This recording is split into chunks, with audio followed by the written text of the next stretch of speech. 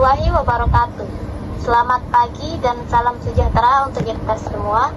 Yang saya hormati Ibu Putri Rati Puspitasari MPD, selaku dosen mata kuliah Pendidikan Seni Musik di SD, serta teman-teman yang saya banggakan.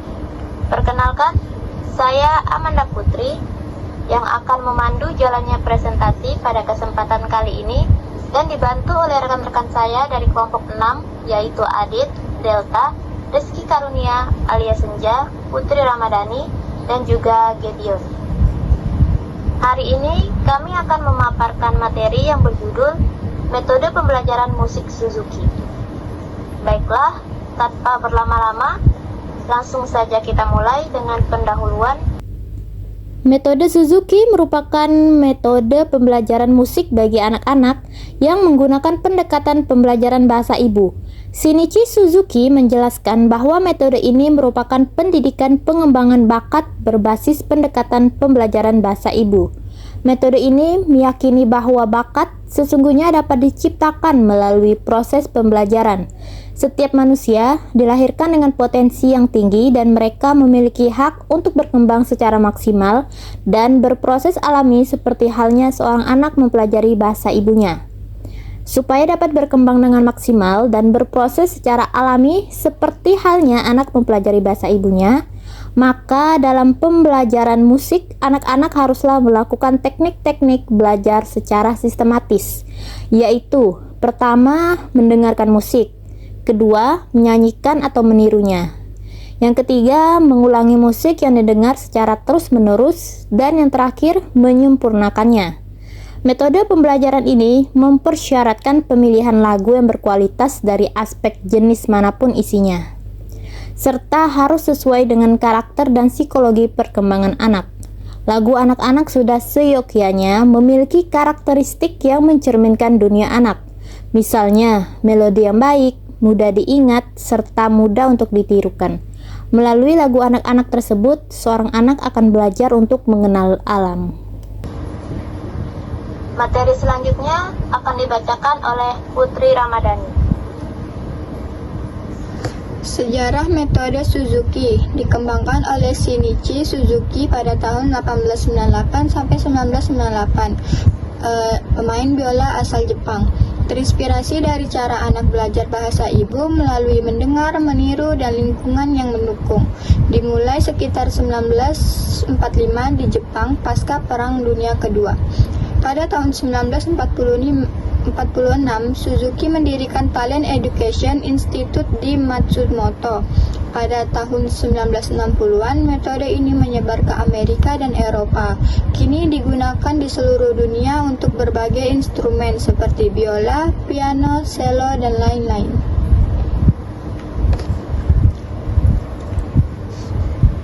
Oke, selanjutnya ada prinsip dasar metode Suzuki. Metode ini memiliki beberapa prinsip dasar, yaitu pertama, setiap anak dapat belajar musik. Menurut Shinichi Suzuki, bakat bukanlah sesuatu yang eksklusif, melainkan sesuatu yang bisa dibentuk dan dikembangkan. Anak juga tidak harus menunjukkan kemampuan yang luar biasa sejak awal. Yang terpenting ialah diberi kesempatan dan waktu untuk tumbuh. Dengan pendekatan yang tepat dan penuh kasih, setiap anak dapat mengembangkan kemampuan musikalnya sendiri. Kedua, lingkungan positif dan penuh kasih. Dalam hal ini, anak-anak akan lebih baik belajar dalam penuh kasih. Suzuki juga menekankan pentingnya dukungan emosional dari guru dan orang tua, agar anak merasa percaya diri, tidak takut salah, dan senang dalam proses belajar. Yang ketiga ialah belajar seperti bahasa ibu, yaitu mendengarkan terlebih dahulu, lalu menirunya. Yang keempat, peran orang tua sangat penting. Untuk itu, orang tua diharuskan ikut terlibat dalam proses belajar anak, agar anak merasa didukung dan proses belajar pun jadi lebih konsisten. Dan yang terakhir, ialah latihan yang konsisten dan menyenangkan. Latihan yang dilakukan secara rutin, walaupun hanya sebentar, akan jauh lebih efektif dibandingkan dengan latihan yang lama, tetapi tidak teratur. Dalam metode Suzuki, latihan juga harus menyenangkan, agar anak tidak merasa terbebani dan tetap semangat belajar. Selanjutnya akan dibacakan kembali oleh Putri Ramadan. Selanjutnya ada tahapan metode Suzuki. Yang pertama, pendengaran yaitu listening. Yang kedua, peniruan dan bermain yaitu imitation and playing. Yang ketiga, latihan rutin dan pengulangan yaitu repetition. Yang keempat, peran orang tua yaitu parental involvement. Yang kelima, lingkungan positif yaitu encouraging environment. Yang keenam, pertunjukan dan kolaborasi yaitu performance and group learning. Yang ketujuh, membaca notasi musik yaitu music reading. Oke, materi selanjutnya akan dibacakan oleh Adit. Manfaat metode Suzuki bagi anak SD. Yang pertama yaitu pengembangan kemampuan musik sejak dini, kemudian meningkatkan konsentrasi dan daya ingat, membangun disiplin dan ketekunan, dan yang terakhir yaitu meningkatkan rasa percaya diri. Materi selanjutnya akan dibacakan oleh Alia Senja. Kelebihan metode Suzuki. Yang pertama, pendekatan alamiah. Yang kedua, fokus pada pendengaran dan peniruan. Yang ketiga, lingkungan positif. Yang keempat, keterlibatan orang tua. Dan yang kelima, pendidikan karakter. Kemudian kekurangannya, yang pertama, keterbatasan dalam notasi musik awal. Yang kedua, ketergantungan pada guru dan orang tua. Yang ketiga, repertuar terbatas. Dan yang terakhir, tidak cocok untuk semua anak. Oke, materi selanjutnya akan dibacakan oleh Rizky Karunia. Peran orang tua dan guru. Peran orang tua yang pertama, mendampingi sesi belajar dan latihan di rumah. Yang kedua, memberi dukungan emosional dan motivasi. Yang ketiga, menjadi role model. Kemudian peran guru. Yang pertama, fasilitator dan pembimbing. Yang kedua, menyesuaikan pengajaran dengan anak. Dan yang ketiga, membangun relasi positif. Baiklah, yang terakhir adalah kesimpulan yang akan dibacakan oleh Delva.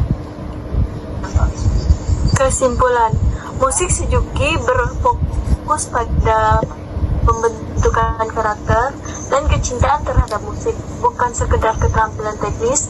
Dengan pendekatan lembut, positif, dan penuh dorongan, metode ini terbukti efektif mengembangkan kemampuan musikal anak secara alami dan menyeluruh. Oke, jadi sedikit informasi teman-teman. Metode Suzuki ini awalnya hanya diterapkan untuk alat musik biola. Namun, seiring perkembangannya, metode ini juga diterapkan pada berbagai alat musik lain seperti piano, gitar klasik, cello, biola alto, seruling, recorder, harp, mandolin, hingga bass. Nah, pada kesempatan kali ini, mari kita saksikan penampilan dari rekan kami, Adit, yang akan memberikan contoh penerapan metode Suzuki.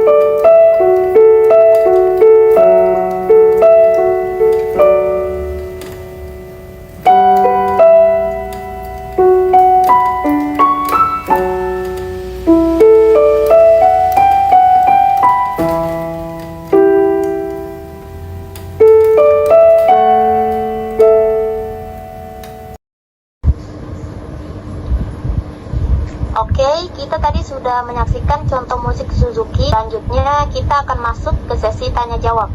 Bagi teman-teman yang ingin bertanya atau menyampaikan pendapat, silahkan tulis di kolom komentar ya. Baiklah, tidak terasa kita sudah sampai di penghujung sesi. Terima kasih banyak kepada teman-teman semua yang telah menyimak dan ikut berpartisipasi dalam presentasi kali ini. Apabila ada kekurangan dari kelompok kami, mohon dimaafkan. Semoga materi hari ini dapat menambah wawasan serta semangat kita semua untuk terus belajar dan mencintai musik. Akhir kata, kami ucapkan terima kasih atas perhatiannya dan wassalamualaikum warahmatullahi wabarakatuh. Terima kasih.